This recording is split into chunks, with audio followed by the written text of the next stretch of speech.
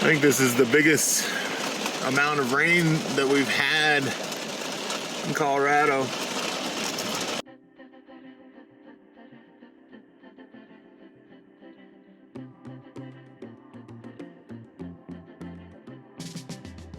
Welcome to the Adventure Closet. I'm Liz, and this is Charlie. We are two 80s and 90s kids that never lost their sense of wonder.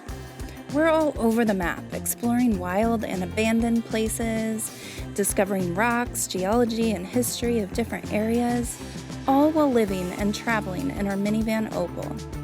I guess you can say our life is a mixtape of adventures. So hop in the van, hit the subscribe button, and let's go somewhere. Well, it's the next day, and we are not really excited about camping around other people. Even though they've just stayed in their trailer the whole time, like they have not even gotten out, nothing.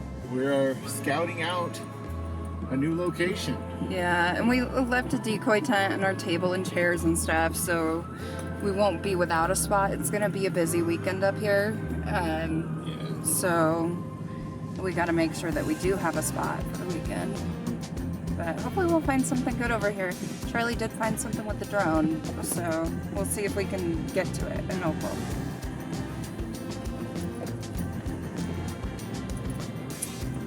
So there's a spot up here. I like that there's shade trees right there. And obviously the view is great. But there is a campsite right across the street. Oh, there is. But you still have privacy. Yeah, but More so than our spot. not as much as the other place. Woo! That looks a little treacherous right there. I wonder if we were on the right road. You can see the town right down there.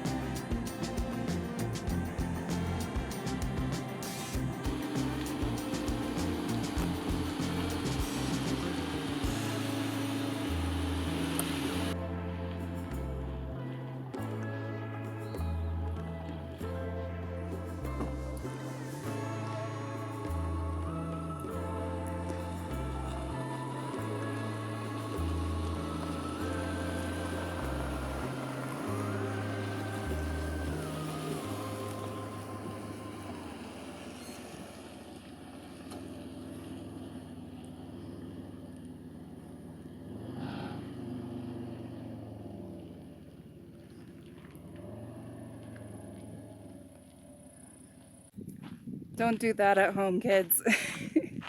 This guy's crazy. It ended up getting a little rough, but we're checking out this camp spot, see if it's worth going back and then bringing our stuff back. Doing the trip multiple times. The driving was just a little too technical to just be traveling back and forth.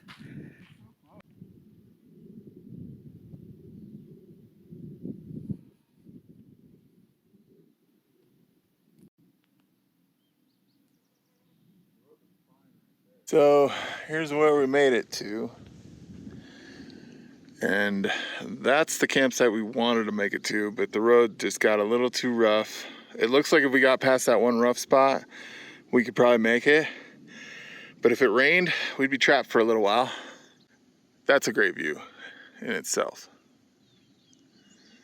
But we'd probably be able to see Buena Vista is right behind that mountain there. That is Johnson Village right here.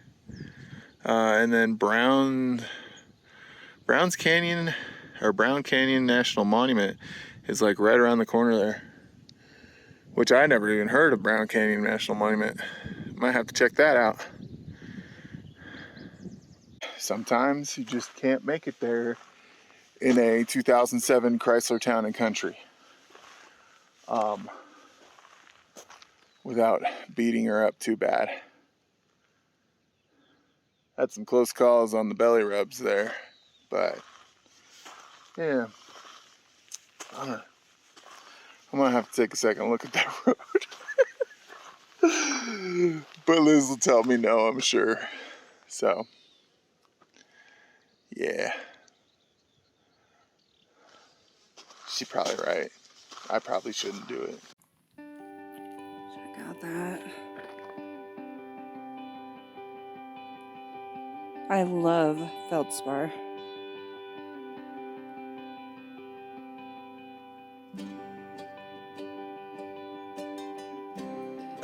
I could just sit in this spot all day. It's nice. Dead tree here. Beautiful view of the mountains right below its branches. Surrounded by rocks and trees.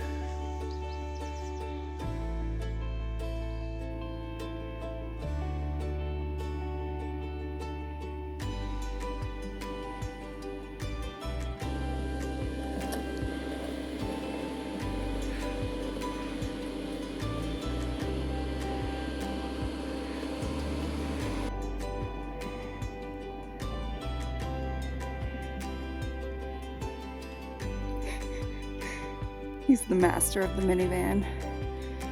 Wait for me, I got little legs.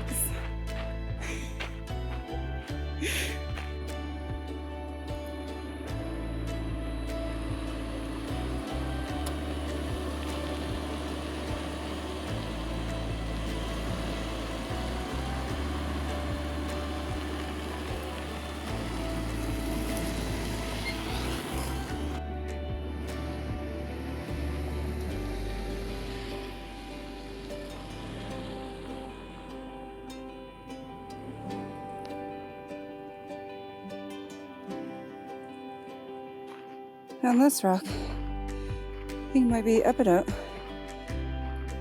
Maybe. It's pretty.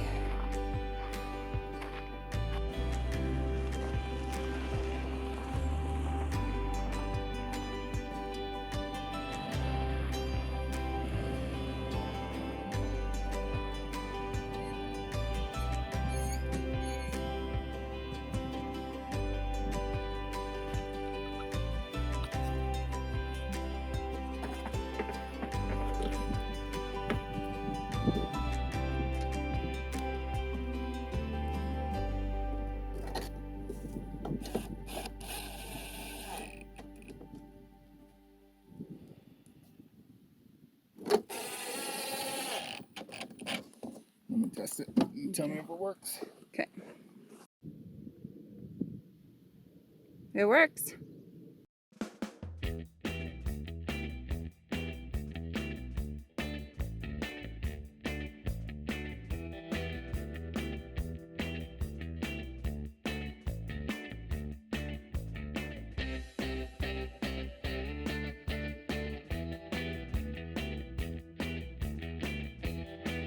Dinner tonight is plant-based Alfredo, fried broccoli and tofu, and rice.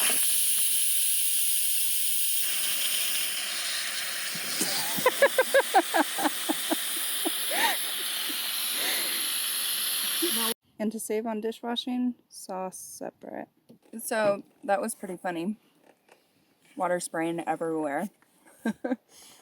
But we realized the reason that happened is once we got in, we opened the rice, not all the water had boiled out of it. It was it was done enough, but it was still pretty wet. And in Colorado, it's really high elevation.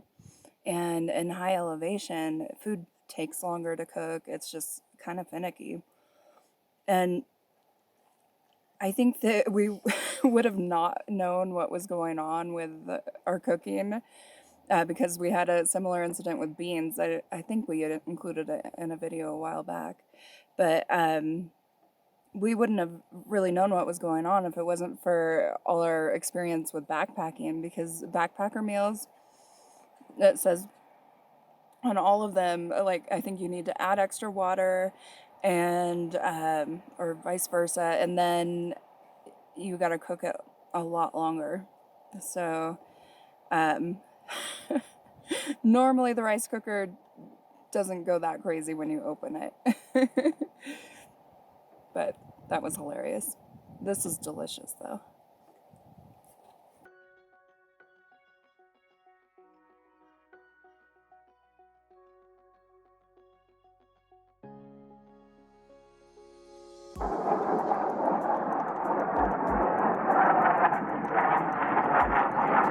taking a little hike from camp to check out a mine that's down this way. Found it on the map after we had already found our camp spot, and supposed to be a feldspar mine with possible fluoride. There's this drainage heading towards it, so that'll be easy to follow.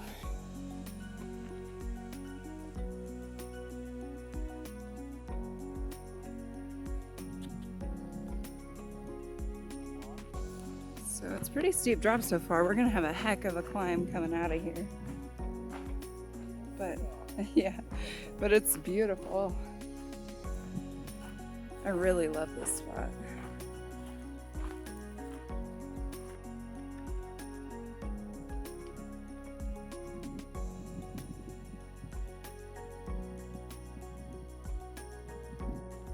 Yeah, we came up to a trail.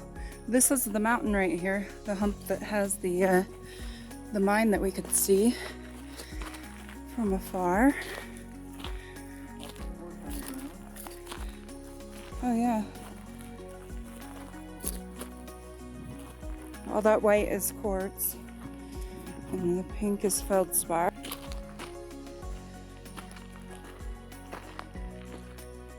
Wow.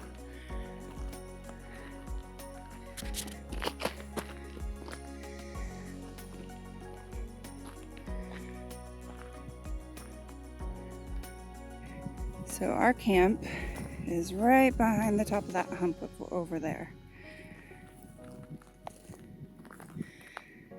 There's our view, and it looks like, I think the mine part is right there. The prospect right here. Oh, let's see here.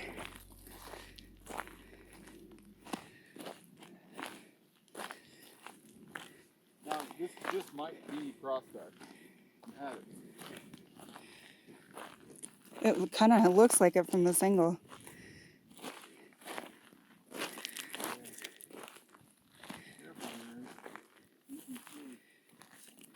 So there's another one over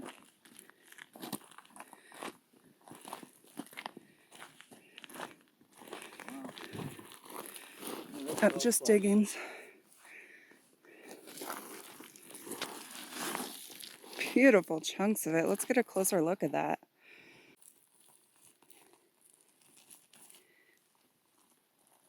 It's a nice hunk of feldspar.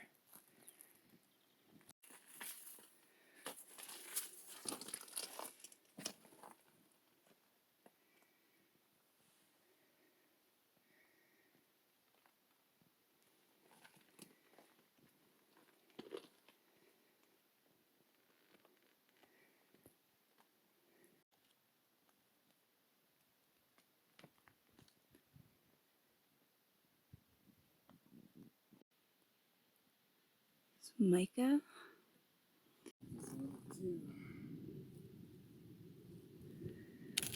Look at this massive quartz outcropping here.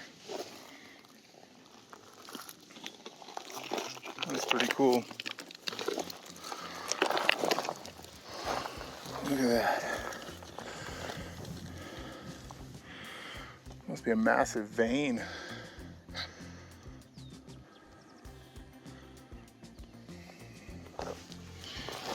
You got a little cactus on it too.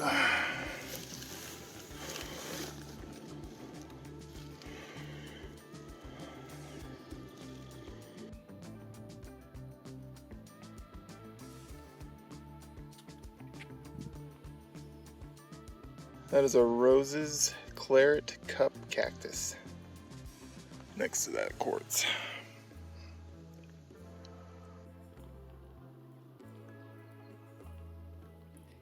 There is nothing like that feldspar flash.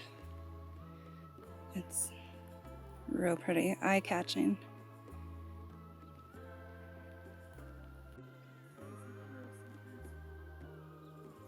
What is it?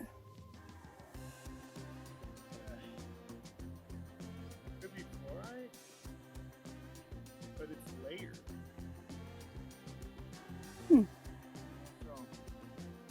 So check this out. It's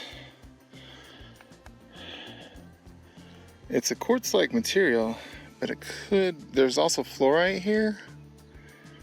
And it's got a sheen unlike quartz to it. I wish there was more sun to show you. But you see how it's layered there? That's interesting. We don't know if there's a claim on this mine still, so we're not sure if we're going to keep these pieces. I need to do more research.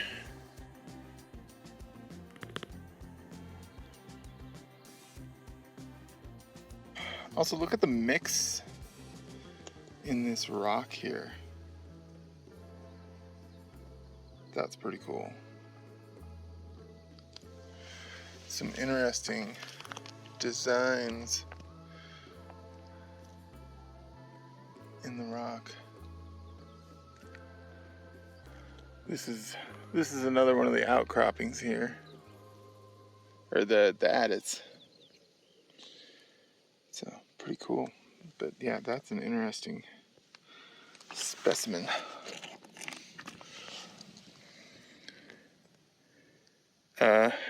That has to be fluorite.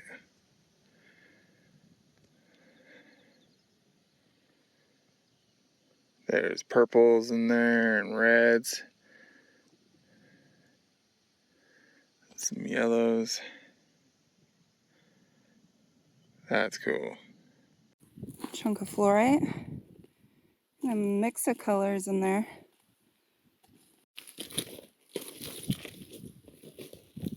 Not sure if the flash is showing up. It's kind of clouded over. But correct me if I'm wrong on this, babe. Sunstone, which is known for its flash, there's a lot of it over in Oregon, is a type of feldspar. So Feldspar encompasses many different types of rocks and minerals. It can also be used to make glass, showers and tubs, floor tiles, and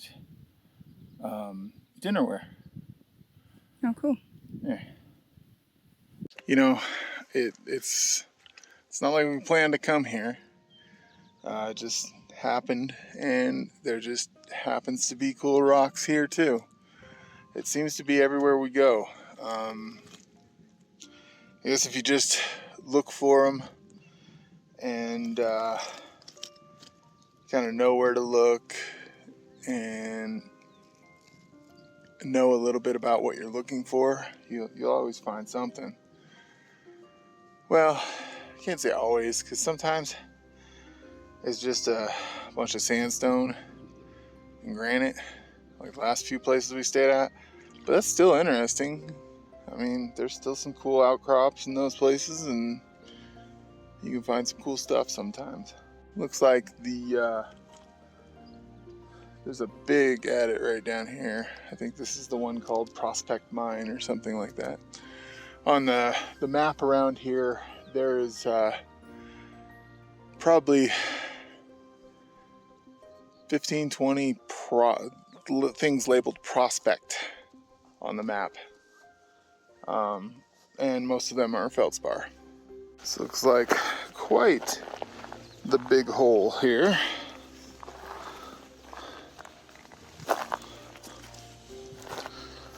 Wow.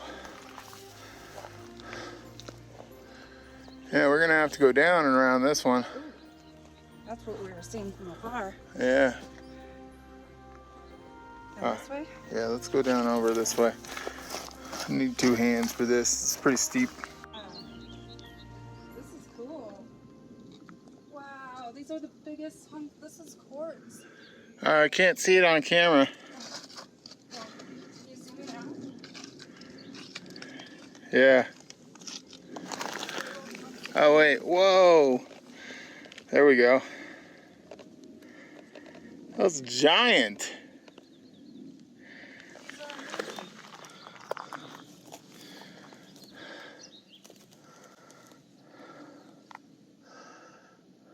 That's cool. Shall I walk down that way? Walk up here. Here? Yeah, it looks like there's a big pile of mica on the ground. And some cool looking plants right in front of you. Look at that massive quartz. Oh yeah, they're flowered. I don't know what those are.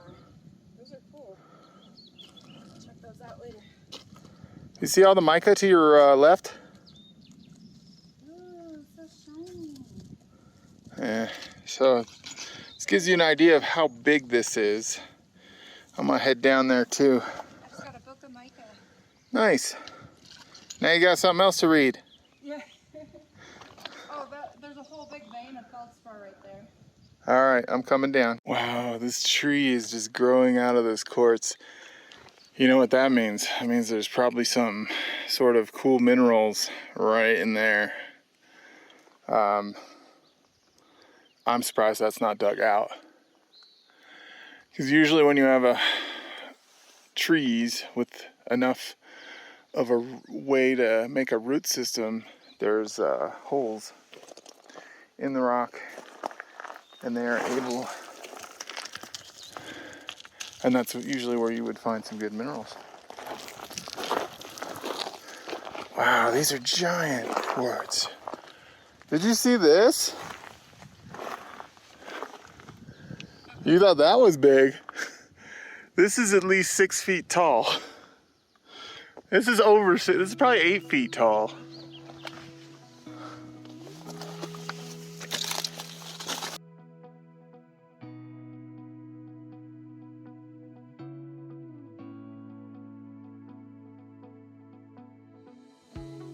What is that?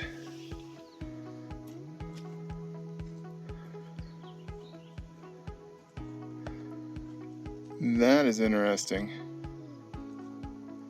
I'll have to show Liz.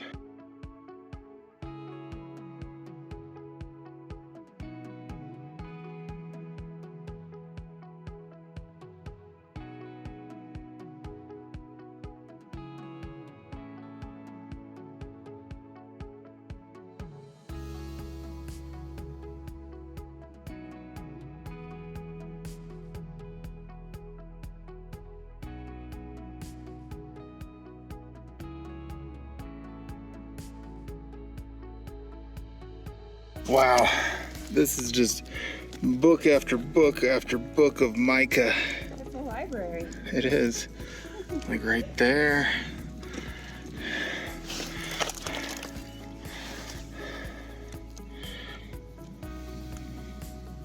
And what we mean by book of mica is, you see how mica has a single plane of fracture. Like, it fractures very thin. Like, they even used to make windows out of this stuff back in the day. So by a book of mica, you see how it has a bunch of pages. It's a better example. Like, those are all just like little pages of mica. See how they bend? These are the flowers that we're looking at. Tufted evening primroses.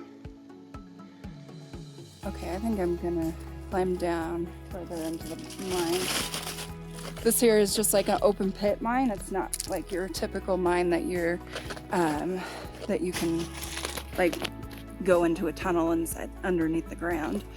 It's just open and dug into, in this case, into a mountainside.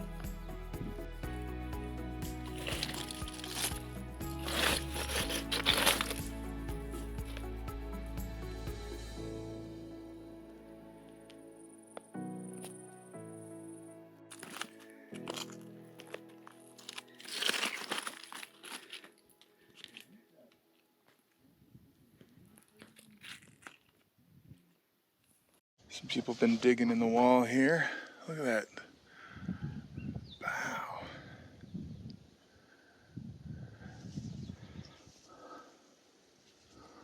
Liz is coming down around. I think she's going the hard way.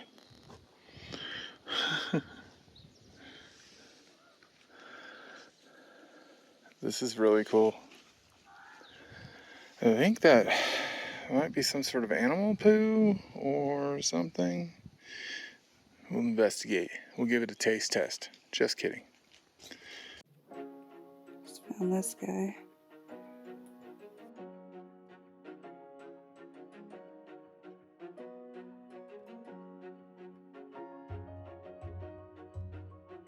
What's that? It's a rusty bucket. Trying to not. Wow, this feldspar is beautiful. Trying to not pick things up with my hands too much. Yeah, we forgot our gloves. Yeah, it's all rusty bucket. Rusty busted. Rusty. Gosh, can you see the flash from there? Yeah. Beautiful stuff. I see this large silvery thing right here that I think is a giant book of mica or a piece of mica.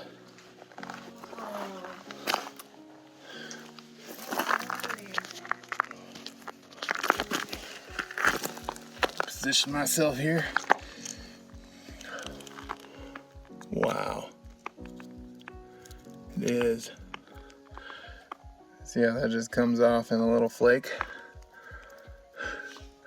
Some people will look at that and be like, oh my gosh, look at all that silver you found. But so this is just a silvery color of this.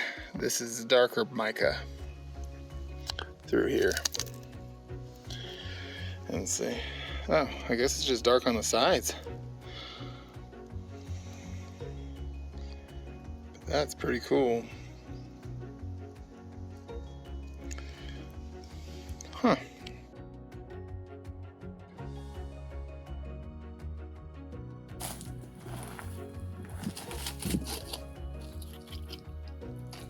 Wow.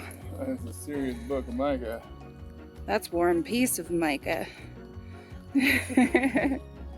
Nice. So I wonder why they stopped. Because, I mean, that's definitely still feldspar down there. Oh, look at that color. Oh my Lord. Talk about mica. That is all mica. Jeez. So I think there might be bats or some sort of animals up in here. Well, there's definitely rats. Rat droppings right there. But something has made nests up there and has been urinating all down the walls. Oh, it's full of rat poop too. But so much mica. Like giant pieces all up this wall. Like this is probably the most mica I've seen in one spot. That's neat. Yeah, there's rat poo all over, so be careful. Okay. I'm trying to get a picture. We looked on rockhounding maps. It's a website called Rockhounding Resource that has different maps of the states. A lot of the times we've gone to the sites on the maps and we've found nothing. Like, absolutely nothing. Like, it's a kind of a waste of time almost. But we looked at the Colorado map and there's a bunch of spots around Denver, which right now we're in the middle, like smack dab in the middle of Colorado. There was maybe a spot south of here somewhere on the map, but this was definitely not on the map. The way I found this is when we park, usually I'll pull up Gaia GPS, which is an app that I use, and there's a layer on Gaia GPS that is mines and minerals. And a lot of times it's just going to show you like there's a gravel pit nearby or something like that. But sometimes it'll help you find stuff like this. And it's a great resource. They also even have like a bedrock layer, like that shows you like some interesting geology features and stuff as well. But I do recommend checking that out. I'm not sure if those layers are included with the free version. We actually pay for the service because it's worth it. Liz just scared a bird out. But definitely worth checking out to see if you can see those layers for free. And you can also go to their website. It's GaiaGPS.com, and you should be able to see some of those layers on there as well. Hopefully the mineral and mine one is there. And you never know, you may just find one in your own neighborhood. But it's definitely something I'm always checking whenever we get to our sites. It's also how I record where we've been. So I put little waypoint markers on the map for that. But yeah, just a little tip on how we find stuff is Gaia GPS. That's one way you can tell that nobody's really been down here much is there's a bird's nest with eggs in it. Bird's not gonna put a nest to where a lot of people come. So maybe not a lot of people know about this spot. But it's pretty cool.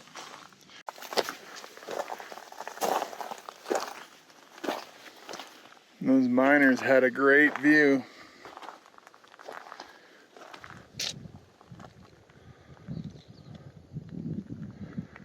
But we all know that this was probably their view.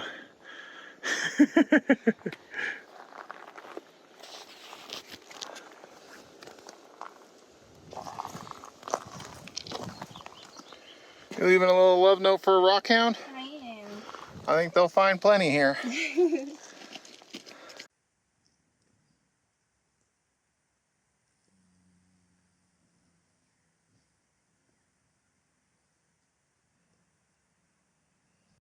A lot of flashy stuff in here. Like, look at this. This almost looks like selenite. Just the texture of it. How it's kind of got that fibrous look of glisten like selenite does. But I don't think that's selenite. That's probably fluorite.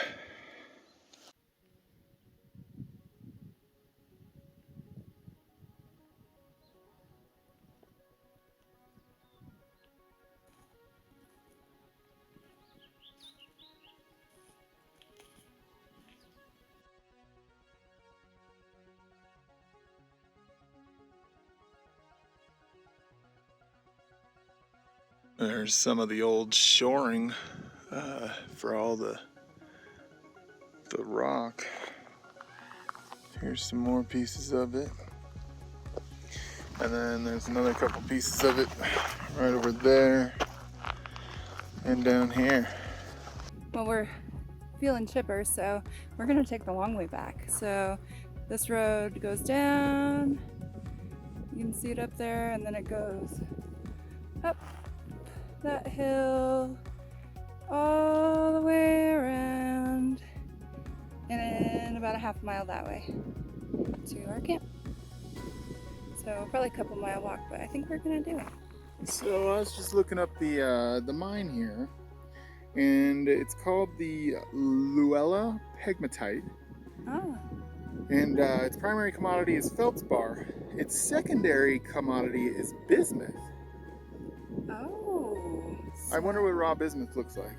Yeah, I don't know. And then other commodities are fluorine and fluorite. So that's why we see a lot of the fluorides. Development stage is past producer. Let's see, what other information? We'll come back to you with other information. So the mine was first, the area was discovered in 1946. The mine was opened and working in 1948. And I saw on the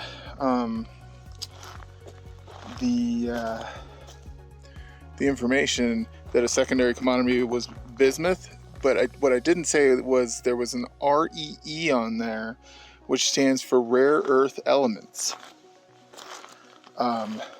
which is a collection of, I think, 17 minerals that are very rare. So those were a secondary commodity at this mine, which is pretty cool. So yeah, bismuth, well, feldspar, rare earth elements, they don't specify which, bismuth and fluorite were mined at this area in 1948. So that silvery flash that you see in all that muscovite mica that we were finding is because mica contains, it's a silicate, but it contains aluminum.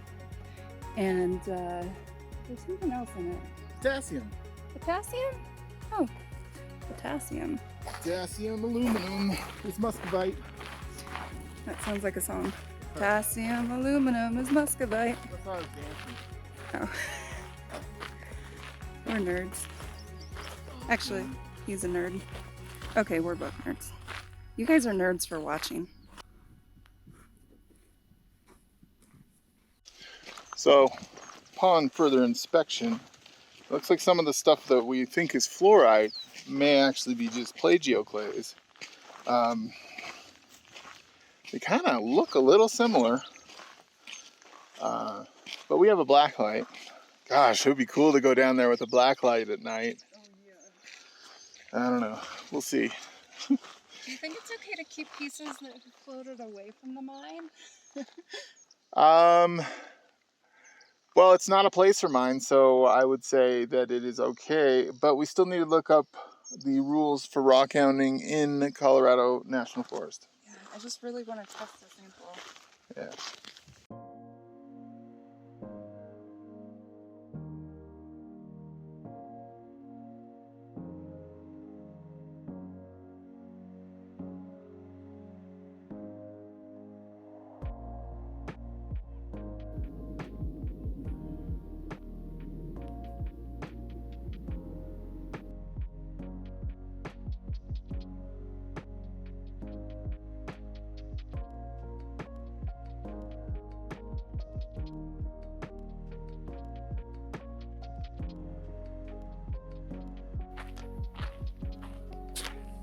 There's Opal.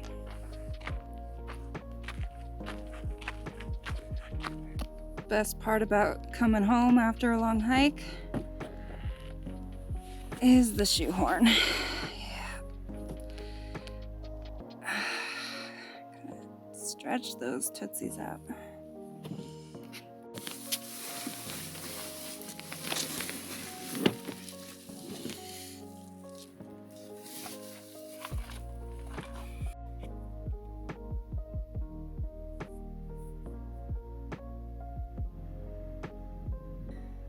So we are hiding out inside the van because there is an epic thunder and lightning show going on.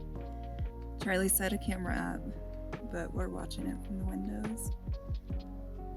Looks like we're gonna have a cozy afternoon. One just went off over there.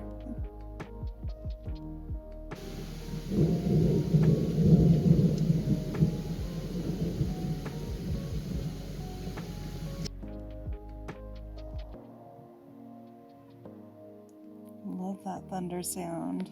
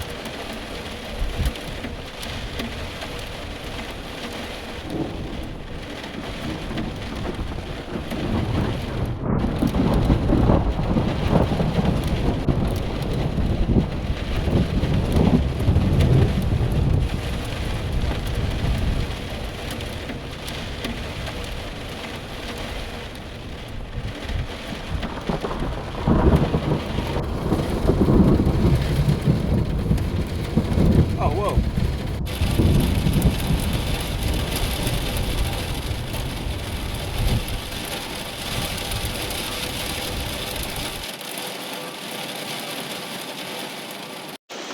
We're just in here enjoying the thunderstorm. Liz's hair is a little bit thunderstorm activity going on. And it is dumping rain on us.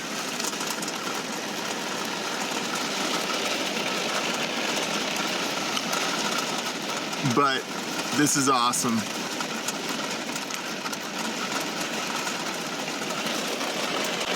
I think this is the biggest amount of rain that we've had in Colorado.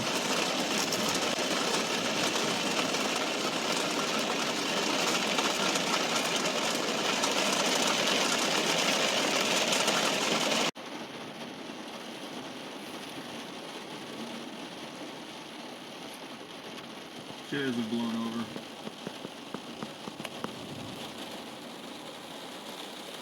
Well, it's a good thing we weren't in that gulch still, because this is a flash flood area. Oh, I know. So I woke up this morning, ironically, and I have this facts thing on my phone. So whenever I unlock my phone, I get a fact. It's called Ultimate Facts. And today it was about lightning, which is hilarious because we're in a storm. Bolts of lightning can reach temperatures of roughly 30,000 kelvins or 30,000 degrees centigrade, which is about 54,000 degrees Fahrenheit. The sun, on the other hand, has a surface temperature of just 6,000 Kelvin or 6,000 centigrade, 10,000 degrees Fahrenheit. So a bolt of lightning can actually get hotter than the surface of the sun. But the surface is actually the sun's coldest area, and just above the surface in the atmosphere, it can get 500,000 centigrade or 900,000 Fahrenheit. So it's not actually hotter than the sun. It's just hotter than the very surface of the sun, which is what is the word I'm looking for? Hot? Yeah, hot. Yeah, so it's kind of cool getting these little facts about lightning, and I mean it's a ton of random facts in this app. Well, there was a lull in the rain, and I was able to get dinner done, so we're eating it in the van. It's breakfast tacos. If you have followed our channel long enough, you know that everything goes in a tortilla. Everything. Everything. Nothing is held back. Yeah. So, we're going to enjoy this. Basically just potatoes, tofu, and sausage, and some spices with some plant-based ranch and sriracha on top.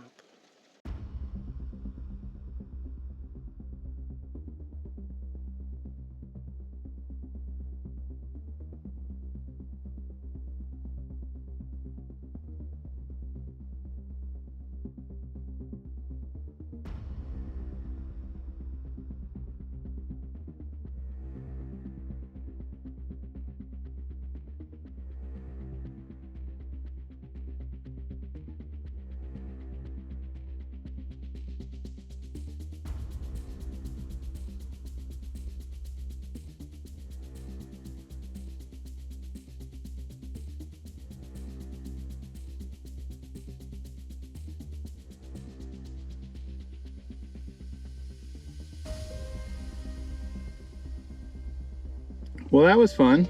That was so much fun. Don't forget to like and subscribe and check us out on Patreon, and we'll see you next time. Bye now. Bye now.